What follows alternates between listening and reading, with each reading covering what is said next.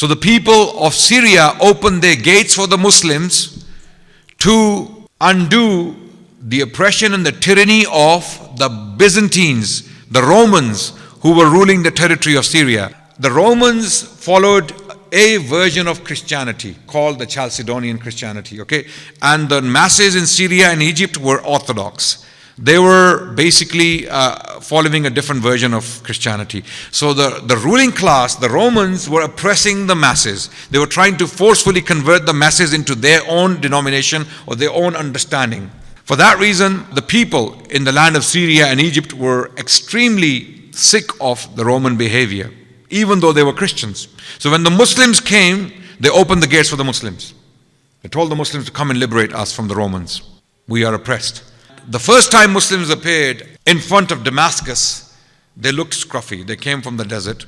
So when the people of Damascus were looking at them, they thought, these guys are going to chew us alive. You know, these barbarians from the desert, dust all over them, okay, dressed in sheepskin and all that. The people of Damascus were civilized, you know, in the material sense.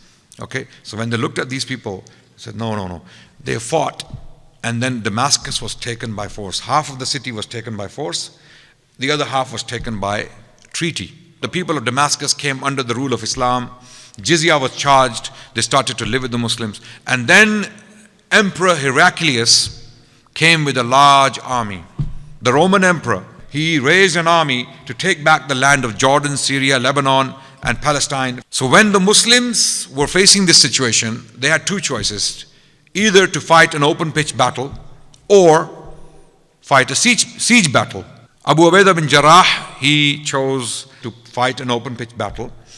And because jizya was charged to protect the Christians of the city, because the promise was made, you pay us this tax, we will protect you. We'll protect your property, we'll protect your basically places of worship, we'll protect you. Everything to do with your lives, it is under our protection. That's a promise we make. So now, because the Muslims could no longer protect them, because they had to retreat, Abu Ubaidah radiallahu anh, he ordered his treasurer to refund the money back to the Christians. Now, hold on a second, just think about this. This is the 7th century, when no laws and rules were followed. In fact, in a situation like this, people were stripped naked. When there was a military, when there's an army in need of money, people were robbed dry.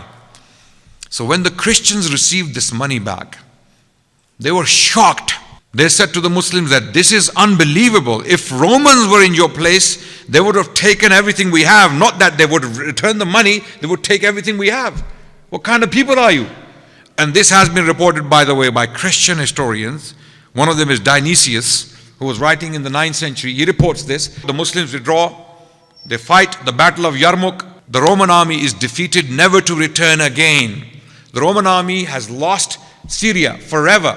Romans never returned. So the Muslims returned to the city of Damascus the second time. This time, the people of Damascus know them. So when they come back now this time, the people of Damascus open the gates and they are crying, Christians receiving the Muslims, crying, thanking God that it is the Muslims who came back, not the Christian Byzantines, the Romans. This has been reported by Christian historians. Allahu Akbar. Allahu Akbar. And then same thing happened in Egypt. When Muslims come to Egypt, the Coptic Christians open the gates because they want to free themselves from the Byzantine territory. Same thing happened in Spain when Muslims arrived in Spain later on. The Jewish people opened the gates of the cities for the Muslims because they were facing heavy persecution from the Catholic Church. Thomas Arnold argues that one of the reasons why this happened was because the natives, the locals of these lands, they welcomed the Muslims as liberators against the tyranny they were facing from the empires that were ruling them.